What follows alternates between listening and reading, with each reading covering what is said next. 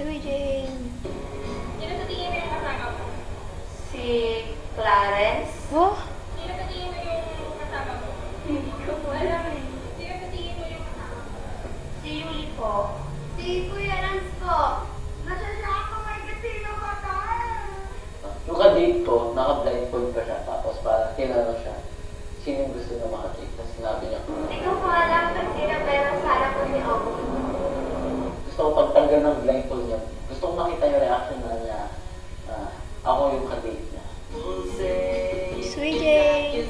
Wanna be me. Binulungan ko yung kapartner ni Cab na ako si Owie. Tapos si Cab naman, binulungan yung kapartner ko. Baby. Pati akala tayo ng kapartner ko, si Cab.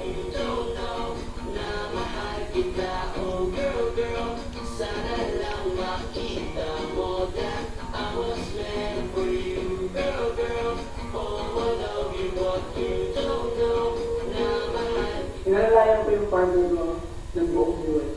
Ayoko siya madapa, ayoko siya maganda, ganyan kasi akit na agad.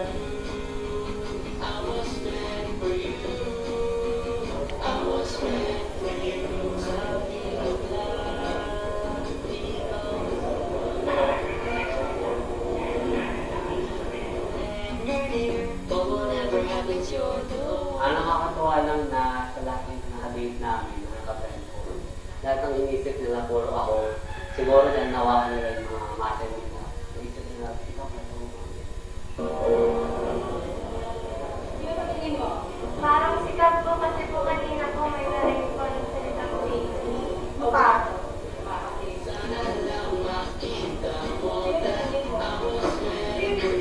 Bitaw ata, di ko alam.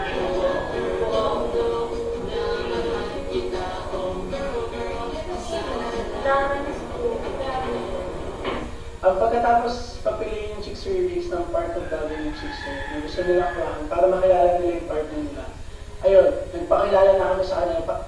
Tinanggal na namin yung blindfold nila para makita na nila kung sino talaga yung mga partner nila.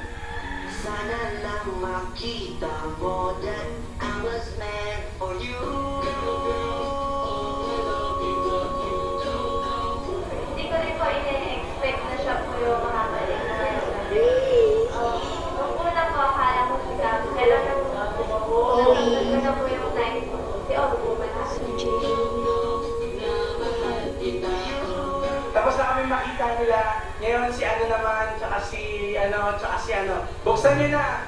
At ibigay nyo yung flowers in 3, 2, 1, go! Go!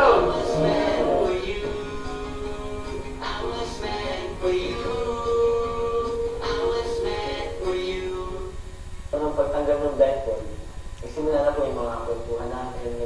Natanong na, paano mo kami nakilala? Kasi po, mahilig ako magbasa. So, sa Wattpad rin, parang nakita ko mga stories doon. Na-curious ako kung sino kayo. Dahil sa curiosity, kaya na kami nakilala. Curiosity kills me. Magsaselfie kami.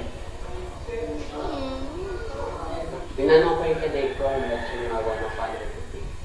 Ginawa ko tong banner para sa lahat ng chickster kasi unfair naman kung sa isa lang. Grand Fans Day, chickster na kasi malamang yung buong chickster talaga.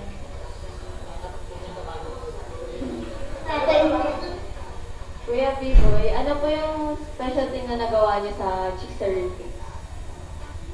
Pinaka-special na nagawa ko sa chicks release is yung syempre, pagmamahal din. Tsaka yung binibigay ko yung lahat para mapansin sila. Lahat sila.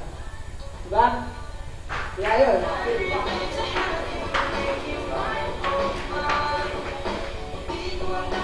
Habang nagkakagawa kami yung mga salit namin, kinain niyo yung pagkain namin galing sa Buda. Eh, di ako gutom na gutom. Sarap.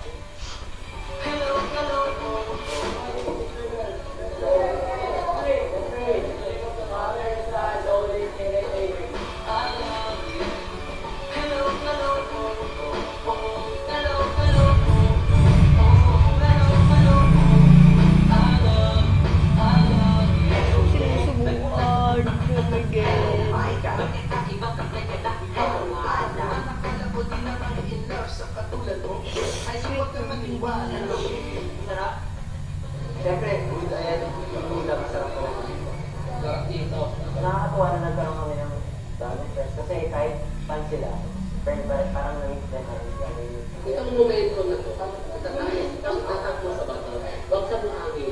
Dahil bakit? Pag may ukat sa buhangin, pag dinaanan ng tubig, bato, nakataga.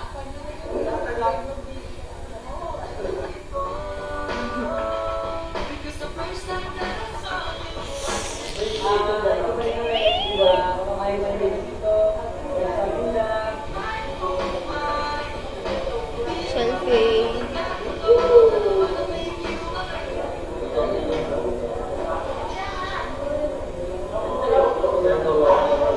Alam mo ba, napaka-good ng mga pagkain. Kaya ako na-realize na good. Una-una magkakasama ako sa kanya dahil siya din ang naka-partner ko, mabait siya.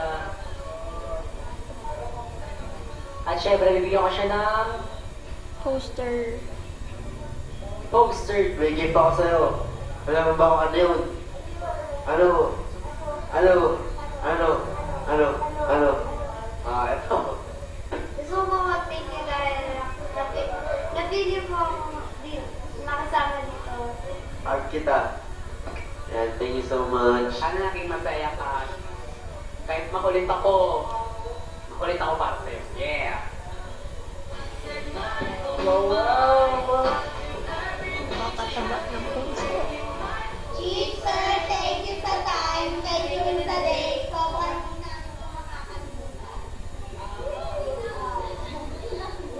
Nakatapos lang po namin makipag-date sa mga chicks ni Kate. Tama. Tsaka sana napasaya namin sila. Kami sobrang napiyan. Siya kami.